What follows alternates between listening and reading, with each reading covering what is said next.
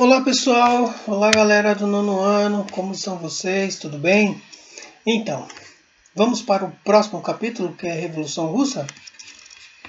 Bom gente, nesse capítulo para nós entendermos, né, o que vamos estudar, a gente vou começar com uma questão com vocês, que é o que leva um povo a fazer revolução, né? O que faz com que uma população se indigne, né, contra, né, se revolte, né, contra certos acontecimentos, né? Então, antes de aprofundar um pouco nisso, eu queria tratar com vocês o termo, né? Por quê, né? Qual o significado desse nome revolução? Por que tem esse nome? Então, basicamente, a revolução nos vem a ideia de mudança. Mudança de que forma, né? Que a gente vai tratar, né, nesse termo. É uma mudança radical, né? Uma mudança onde as coisas ocorrem não de uma forma simples, né? E muito radicalizada. É isso que a gente vai ver. E no caso aqui é a revolução do quê, né? Do que se trata a Revolução Russa? Mudança radical no quê? Na forma de governo, né? Ou seja, a população não queria mais determinado governo, ser governada daquela forma e passou a querer outra forma de governo, né? E qual era o governo na França? Monarquia absolutista, né? Ou seja, a população estavam insatisfeita com esse governo, né? Com a forma como lidar, né, com esse governo. Por quê? Porque não atendia os seus interesses, né? Então vamos entender. População francesa, ou melhor, desculpa, russa, vivia em péssimas condições de vida, né? Desculpem, péssimas condições de trabalho, e fazendo com que o povo se revoltasse. E também tinha a crise econômica, que era muito grave, né? Então, para a gente compreender tudo isso, a gente precisa ir um pouco atrás e entender como que era a Rússia antes de 1917, né? Que é o fato, o ano de que ocorreu a Revolução, certo? Então, como eu falei para vocês, o governo era uma monarquia absolutista desde o século XVII, que era liderada pela família Romanov, ok? Pertencente à nobreza. E, claro, também dividiam o poder com o clero, que eram membros da igreja. Bom, o clero e a nobreza, tanto um quanto o outro, viviam de privilégios, né? Eram donos de terras, não pagavam impostos, certo? E, em contrapartida, o povo, né? O que sobrava para eles, né? Como que eram as condições deles, qual que era a forma de vida, qual a função desse povo na sociedade, né? Eles tinham funções? Tinham. Então o povo era a maioria na sociedade e a função que eles tinham era trabalhar, né? Aqueles que trabalhavam eram os camponeses, os artesãos, os pequenos comerciantes, né? E somente esses pagavam impostos, então não tinham nenhum tipo de privilégio, certo? Ou seja, né, se eles pagavam impostos, não tinham privilégio. E outro detalhe, não tinham terras, não tinham direito à compra de terras, porque a terra pertencia à nobreza, né, e parte do clero. Bom, então, já que eles só tinham direito de trabalhar, como que era a vida dessa população no campo? Como que era o trabalho deles? Vamos entender. A população vivia no campo, né, como eu disse, e vivia da servidão, né, a forma como era gerenciado. Servidão era o que? Era servir a nobreza, né, por certos tipos de favores que tinham que ser prestados, né, para poder trabalhar na terra, usar a terra da nobreza, como favores como, por exemplo, consertar cercas e pontes, estradas, né? Algo parecido, né? E pagar impostos, né? Tudo aquilo que era produzido no campo, parte tinha que voltar para a nobreza.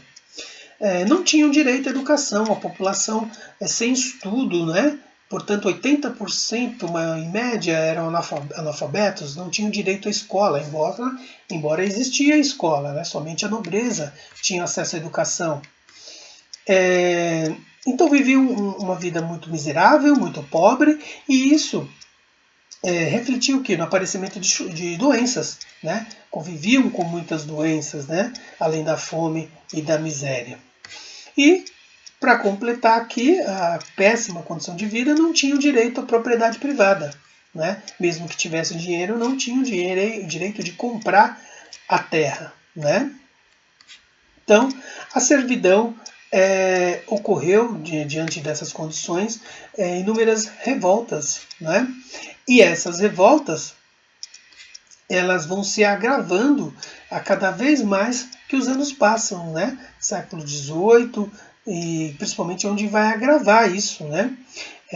A população, para fugir dessas condições de servidão, muitos migram do campo para a cidade, né, em busca de melhores empregos, melhores condições de vida. Afinal, a indústria aqui na França já estava acontecendo, né, a industrialização, e a industrialização abarcou muitos trabalhadores, então muitos saíam do campo e iam para as cidades. E a Rússia se industrializando, logo a Rússia deixou de ter uma cidade pouco populosa para passar a ser uma cidade muito populosa, não é? Bom, aí a gente chega na condição de vida do trabalhador na cidade, na indústria, né? Onde muitos camponeses estavam. Bom, baixíssimos salários, acidentes de trabalho constante, longas jornadas de trabalho de 14 a 16 horas por dia e falta de leis trabalhistas. Então também nas cidades, na indústria, péssima condição de trabalho e de vida. Diante desse abuso, né, diante dessa exploração, a população ela se organiza e faz o quê? Greves, passeatas e fazendo com que suas condições melhorassem. Só que o rei, né, Nicolau Romanov, ele não ligava para a população, ele não ouvia a população, ele ficava encastelado, né, dentro dos seus aposentos, sem dar o mínimo ouvido, né, para as reivindicações da população. Pelo contrário, ele era conivente, né, com as repressões que ocorria, né, à sociedade, que era feita pela polícia, né, de uma forma muito violenta. Bom, diante desse contexto, pessoal, a população então ela era muito desorganizada, né? E com o tempo ela vai se organizar e vai se constituir dentro de uma filosofia, de um pensamento voltado ao que a gente conhece hoje pela ideologia socialista. Né? Ideologia socialista que foi fundamentada pelas ideias de Karl Marx e Hegel, e onde pregava o quê? Um maior direcionamento para as forças populares, né? Então, a classe operária, os trabalhadores, eles vão se agarrar do socialismo porque eles vão ver que é uma ideologia que tenta uma sociedade mais justa, mais igualitária, né? Mais solidária de uma forma geral, né? Com o seu povo, um governo que sonha com um governo mais solidário com o seu povo, né? Então, assim, na Rússia vai surgir o Partido Social Democrata Russo, né? Em 1903. Esse partido ele cresce muito, vai surgir muitas opiniões divergentes dentro dele, e diante dessa divergência, ele vai sofrer uma divisão, né? Onde vai surgir os mencheviques, que no caso, traduzindo, né, do russo para o português, significa minoria, liderada por Martov, onde eles acreditavam que a mudança de governo tinha que existir, feita de forma pela ideologia socialista, mas só que eles queriam uma aliança com a burguesia, né? Ou seja, o interesse de visar ter um controle do parlamento, ter a maioria do parlamento. Né? E o objetivo era realizar a modernização do país por meio de um liberalismo, de uma economia liberal, de uma economia capitalista, né? Então, isso feito, depois se implantava o socialismo, uma política mais social, visando mais a sociedade, né? E não ao dinheiro, ao mercado, né? Os grandes industriais, né? Bom, a outra parte que ficou do Partido Russo foi os bolcheviques, que significa maioria, liderado por Lenin, né? E eles acreditavam o quê? Que a mudança de governo tinha que ser feita de forma revolucionária, não é? Pela ideologia socialista, só que não por meio da política, do convencimento, né? Dessa ideologia perante a sociedade, perante ao povo, perante a monarquia, melhor dizendo, perante a todos que não conheciam. A revolução tinha que ser feita por meio da luta armada, ou seja, os trabalhadores do campo e da cidade pegarem armas e tirar do poder a família Romanov para aí então implantar um governo revolucionário, socialista, né? E o objetivo dessa forma, né, de chegar-se ao novo governo, dessa forma revolucionária, era para reparar as injustiças sociais causadas pela monarquia russa, né, e também pela burguesia que explorava os trabalhadores, né? Então, os revolucionários queriam um governo liderado pelos trabalhadores, certo? Bom, diante disso, pessoal, surgem inúmeras figuras, né, conhecidas dentro do socialismo russo, que vai ser Leon Trotsky, que tinha uma outra corrente do socialismo, né? Ele acreditava que a revolução ela tinha que ser feita de uma forma a se espalhar, né, pelo mundo, não ficar somente dentro da Rússia, certo? Outra questão, ele pensava, né, que se ficasse somente dentro da Rússia, as outras potências iriam para cima da Rússia para poder impedir, né, essa revolução. Então,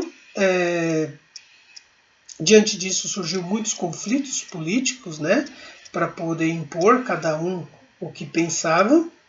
E assim eles iam a todo momento abalando o governo monárquico, né?